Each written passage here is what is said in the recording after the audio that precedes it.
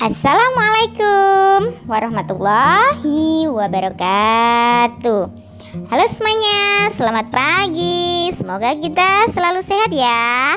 Hari ini kita akan belajar agama terpadu kelas 2 yang membahas tentang nama-nama malaikat. Nah, dengarkan penjelasan dari Ibu Guru ya.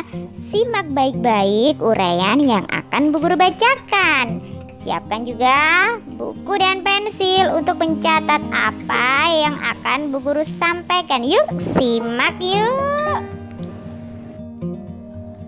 Hari ini kita belajar tentang nama-nama malaikat dan tugasnya. Nah, sebagai seorang muslim, kewajiban untuk melaksanakan rukun iman harus dijalankan. Salah satu bentuk rukun iman adalah iman kepada malaikat. Jumlah malaikat yang Allah ciptakan itu sangat banyak, tetapi seorang muslim hanya berkewajiban untuk mengenal 10 malaikat beserta tugasnya. Ibaratnya, jika malaikat yang diciptakan Allah itu banyak, maka 10 malaikat yang wajib diketahui merupakan pimpinan.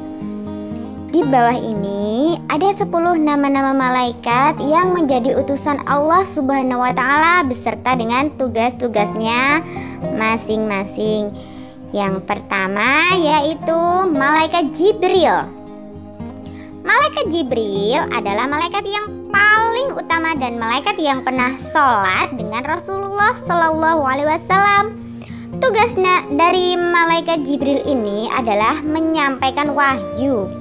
Allah juga menamai malaikat Jibril dengan Ar-Ruh Al-Amin. Yang kedua, malaikat Mikail. Malaikat Mikail disebut juga dengan malaikat Mikal. Tugas dari malaikat Mikail adalah menurunkan hujan. Maka sudah sepantasnya kita bersyukur apabila hujan turun ke permukaan bumi.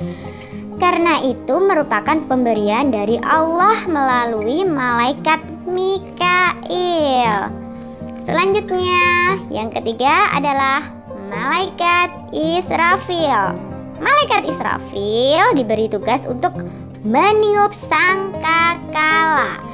Jika Allah memerintahkan malaikat Israfil melaksanakan tugasnya, maka yang akan terjadi adalah kehancuran alam dunia yang dinamakan dengan hari kiamat. Nah, selanjutnya yang keempat adalah malaikat Israil. Tugas dari malaikat Israil adalah mencabut nyawa dari setiap makhluk hidup, terutama manusia. Selanjutnya, yang kelima, malaikat Munkar. Malaikat Munkar mempunyai tugas memberikan pertanyaan kepada manusia ketika di alam kubur setelah manusia meninggal. Setelah manusia meninggal, lalu manusia dikuburkan. Nah, disitulah malaikat Munkar datang bersama malaikat yang keenam. Nah, siapa malaikat yang keenam? Nah, ya, malaikat Nakir. Tugas dari malaikat Nakir yaitu sama dengan malaikat Munkar. Munkar dan Nakir bertugas menanyai manusia setelah manusia itu dikubur atau dikebumikan. Selanjutnya yang ke-7, malaikat Raqib. Tugas malaikat Raqib adalah mencatat amal baik perbuatan manusia. Nah, sekecil apapun amal kita tetap akan dicatat sebagai amal yang baik oleh malaikat. Nah, kemudian yang ke-8, malaikat Atid. Tugas dari malaikat Atid adalah mencatat amal buruk perbuatan manusia. Maka kita harus hati-hati ketika kita melakukan suatu amalan.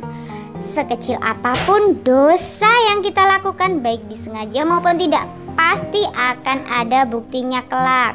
dan pasti tidak akan luput dari catatan malaikat atid. Makanya kita harus selalu berbuat baik agar kita tidak terjerumus ke dalam neraka. Nah, selanjutnya yang ke-9 adalah malaikat Malik. Malaikat Malik bertugas sebagai penjaga neraka. Malaikat Malik ini digambarkan ibarat orang yang badannya tinggi, besar, hitam, seram. Nah, namanya saja juga penjaga neraka. Pastinya wajahnya juga seram, ya kan? Selanjutnya, malaikat Ridwan. Malaikat Ridwan ini bertugas sebagai penjaga surga. Digambarkan kalau malaikat Ridwan ini wajahnya ganteng, menawan. Dia tinggi, putih. Nah, karena apa? Malaikat Ridwan tugasnya menjaga surga. Jadi, sekian mengenai 10 malaikat beserta tugasnya. Semua malaikat taat terhadap perintah Allah. Setiap perintah yang ditugaskan kepadanya dijalankan dengan sangat baik dan tidak ada satu pun yang ingkar. Iman kepada malaikat merupakan rukun iman yang kedua. Kita wajib untuk mengimaninya. Sekian.